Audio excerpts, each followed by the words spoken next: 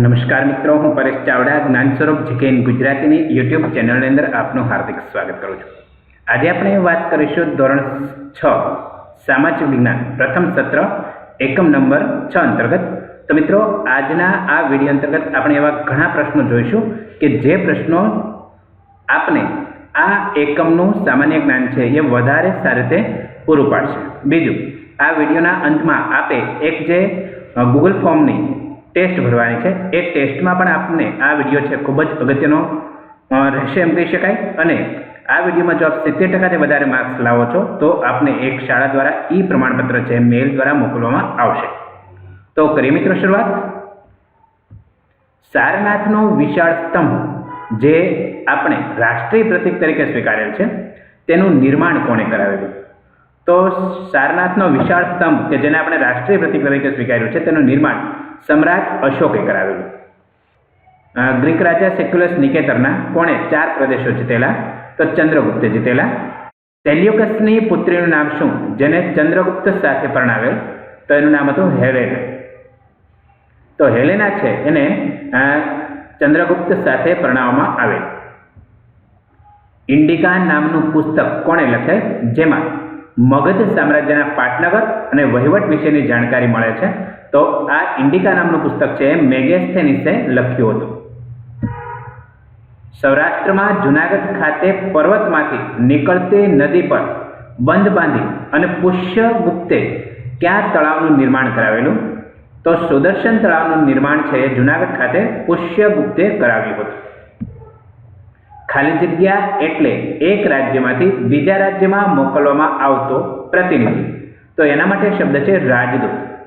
રાજદૂત એટલે એક રાજ્યમાંથી બીજા રાજ્યમાં મોકલવામાં આવતો પ્રતિનિધિ। તો એના માટે શબ્દ વપરાય છે રાજદૂત। ભારતમાં મૌર્ય વંશની સ્થાપના પહેલાનો ઇતિહાસ કયા ઇતિહાસ તરીકે ઓળખવામાં આવે છે? તો તેને આદ્ય ઇતિહાસ તરીકે ઓળખવામાં આવે છે।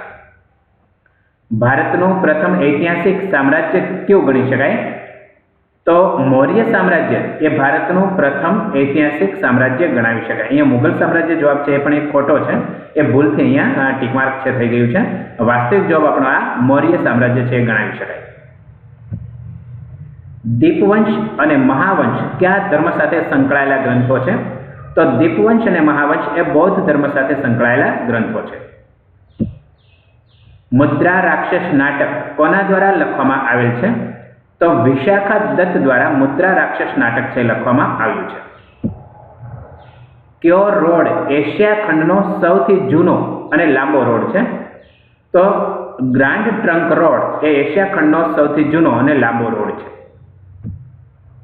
હાલના સમયમાં ગ્રાન્ડ ટ્રંક રોડ એટલે તો આપણે બોલી શકીએ કે દિલ્હીથી કોલકાતા સુધીનો રાષ્ટ્રીય ધોરીમાર્ગ એ ગ્રાન્ડ ટ્રંક રોડ તરીકે ઓળખાવી શકાય। ચંદ્રગુપ્તના અવસાન બાદ કોણ દિલ્હીની ગાદી પર આવેલો? તો ચંદ્રગુપ્તના અવસાન બાદ તેનો પુત્ર બિંદુસાર દિલ્હીની ગાદી પર આવ્યો હતો। સમ્રાટ અશોકનો શિલાલેખ ગુજરાતના કયા શહેરમાં આવેલો છે? તો ગુજરાતના જુનાગઢ શહેરની અંદર એટલે કે જુનાગઢમાં સમ્રાટ અશોકનો શિલાલેખ આવેલો છે। આપણે ગિરનાર પર્વત ઉપર જઈએ એ સમય દરમિયાન તળેટીમાં આ શિલાલેખનું સ્થાપત્ય છે એ આપણે જોઈ શકીએ। આપણી રાજમુદ્રામાં કેટલા સિંહની આકૃતિ છે?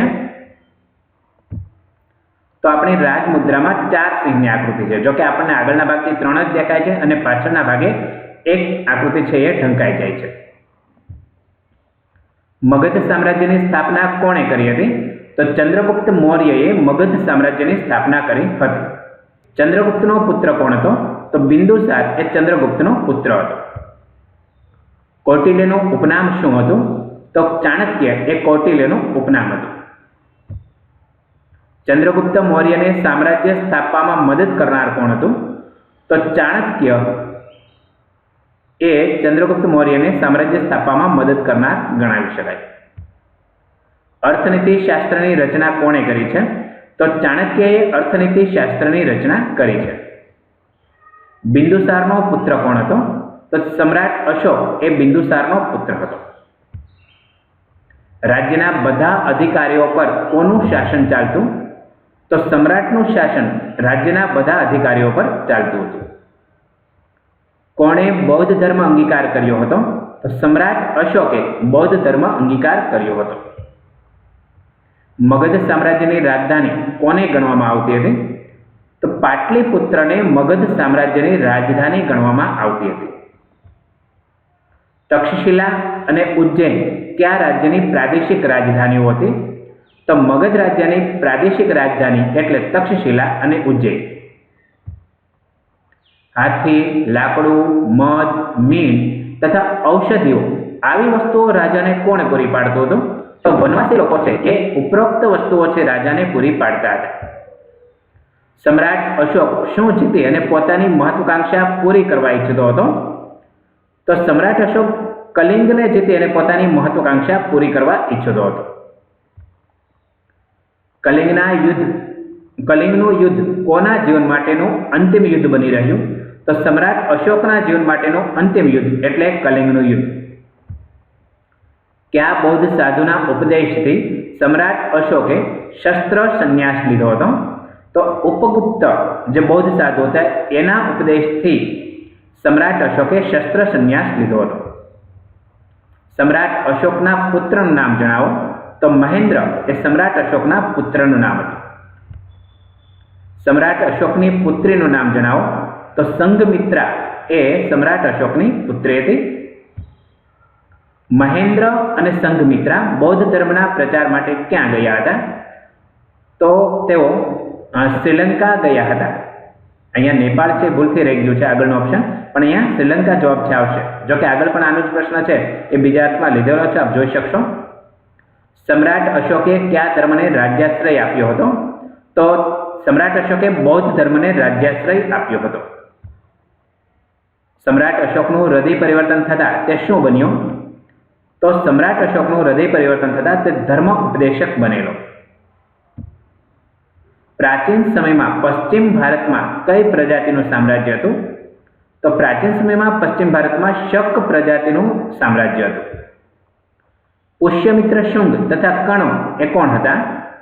તો પુષ્યમિત્ર શુંગ અને કણવ એ શાસકો હતા. સાતવાહન રાજાઓએ પ્રાચીન સમયમાં કયા વિસ્તારમાં શાસન કરેલું? તો સાતવાહન રાજાઓએ પ્રાચીન સમયમાં આંધ્રપ્રદેશ વિસ્તારની અંદર શાસન કર્યું હતું. દક્ષિણ ભારતનું મૈસૂર હાલ કયા નામે ઓળખાય છે? તો દક્ષિણ ભારતનું મૈસૂર હાલ કર્ણાટક નામે ઓળખાય છે. બિંદુસારના શાસનકાળ દરમિયાન રાજકુમાર સુશીલ અને અશોકની રાષ્ટ્રીય રાજ્યપાલ તરીકે નિમણૂક ક્યાં થયેલી હતી? તો સુશીલની નિમણૂક છે તક્ષશિલા ખાતે અને અશોકની નિમણૂક છે એ અવંતી ખાતે થઈ હતી અને બંનેએ ત્યાં રાષ્ટ્રીય રાજ્યપાલ તરીકેની નિમણૂક છે એ મેળવી હતી. બિંદુસારે મગધની ગાદી પર કેટલા વર્ષ સુધી શાસન કરેલું? તો બિંદુસારે મગધની ગાદી પર 25 વર્ષ સુધી શાસન કર્યું હતું. પિતા બિંદુસારના અવસાન બાદ રાજધાની પાટલીપુત્રમાં કોનો રાજ્યાભિષેક 4 વર્ષ બાદ થયો? તો અશોકનો રાજ્યાભિષેક 4 વર્ષ બાદ થયો.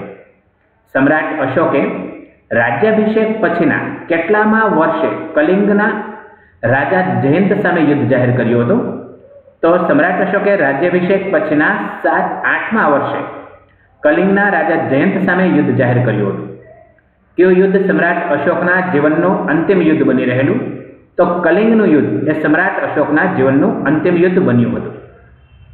સમ્રાટ અશોકે કોના ઉપદેશથી શસ્ત્રોનો ત્યાગ કરી અને શાસ્ત્રોનું શરણ લીધેલું? તો બૌદ્ધ સાધુ ઉપગુપ્તના ઉપદેશથી શસ્ત્રો છોડી અને શાસ્ત્ર છે સ્વીકારેલા. કયો ધર્મ અંગીકાર કરી અશોક રાજદ્વારી પુરુષમાંથી ધર્માનુરાગી અશોક બની ગયો?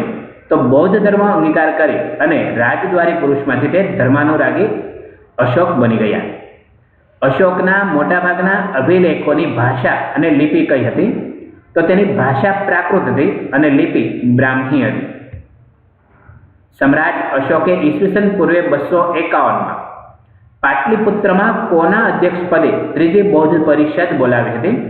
તો મોગલીપુત્તિષ્યના અધ્યક્ષ પદે ત્રીજી બૌદ્ધ પરિષદ પાટલીપુત્રમાં બોલાવી હતી. સમ્રાટ અશોકે પોતાના પુત્ર મહેન્દ્ર અને પુત્રી સંઘમિત્રાને ક્યાં બૌદ્ધ ધર્મના પ્રચાર માટે મોકલ્યા હતા? તો તેઓને સિલોન અથવા શ્રીલંકા બૌદ્ધ ધર્મના પ્રચાર માટે મોકલ્યા હતા. જોકે આગળ આપણે આ પ્રશ્ન છે જોઈ ગયા છીએ. સમ્રાટ અશોકે કયા ધર્મને રાજ્યાશ્રય આપેલો? તો બૌદ્ધ ધર્મને રાજ્યાશ્રય આપેલો. આ પ્રશ્ન પણ રિપીટ થયો છે. કેન્દ્રીય વહીવટ માટે ચાણક્યએ કુલ કેટલા ખાતાઓ દર્શાવ્યા છે? તો 18 જેટલા ખાતાઓ છે તેને બતાવ્યા છે. કૌટિલ્યના વહીવટ વ્યવસ્થામાં વ્યાપાર ખાતા અને ખેતી વિભાગના વડાને શું કહેવામાં આવે છે? તો વ્યાપાર ખાતાના વડાને પણ્યાધ્યક્ષ કહેવાય છે અને ખેતી વિભાગના વડાને શતાધ્યક્ષ તરીકે ઓળખવામાં આવે છે. કૌટિલ્યના સમયમાં લશ્કરી ખાતા અને ન્યાય ખાતાના વડાને કયા નામે ઓળખવામાં આવતો? તો લશ્કરી ખાતામાં સેનાની અને ન્યાય ખાતામાં પ્રદેશત્રી અથવા મુખ્ય ન્યાયાધીશ એવા નામથી ઓળખવામાં આવતો. વિશાળ મૌર્ય સામ્રાજ્યને વહીવટી સરળતા માટે કેટલા વિભાગમાં વહેંચવામાં આવેલું? તો 5 વિભાગની અંદર વહેંચવામાં આવેલું. પુરાણોની માહિતી મુજબ મૌર્ય વંશમાં થઈ ગયેલા 9 કે 10 રાજાઓએ કુલ મળીને કેટલા વર્ષ શાસન કરેલું? તો 137 વર્ષ જેટલું શાસન કર્યું હતું. મૌર્ય વંશનો અંતિમ રાજા કોણ હતો? તો બૃહદ્રથ એ મૌર્ય વંશનો અંતિમ રાજા ગણાવી શકાય. સેનાપતિ પુષ્યમિત્ર શુંગે લશ્કરી કવાયત જોવાને બહાને કયા રાજાને બોલાવી અને તેની હત્યા કરેલી? તો બૃહદ્રથની હત્યા છે એ લશ્કરી કવાયત જોવાના બહાને પુષ્યમિત્ર શુંગે તેની હત્યા કરી હતી. ઈસવીસન પૂર્વે 185માં પુષ્યમિત્ર શુંગે કયા વંશની સ્થાપના કરી અને મૌર્ય વંશનો અંત કર્યો? તો પુષ્યમિત્ર શુંગે શુંગ વંશની સ્થાપના કરી અને મૌર્ય વંશનો અંત કર્યો. તો મિત્રો કેવો લાગ્યો આપને આ સામાજિક વિજ્ઞાન ધોરણ 6 પ્રથમ સત્ર એકમ નંબર 6 અંતર્ગતનો વિડીયો? જો આપને આ વિડીયો ગમ્યો હોય તો પ્લીઝ તેને લાઇક કરો, શેર કરો અને અમારી ચેનલમાં આપ નવા હોય તો ચેનલને સબસ્ક્રાઇબ કરવાનું ભૂલશો નહીં. ઉપરાંત અહીંયા જે ટેસ્ટ લિંક આપેલી છે એવી જ ટેસ્ટ લિંક આ વિડીયોના ડિસ્ક્રિપ્શન બોક્સની અંદર મૂકેલી છે, તો ત્યાંથી આપ ટેસ્ટ પણ જરૂર આપશો. આ વિડીયો જોવા બદલ આપનો ખૂબ ખૂબ આભાર.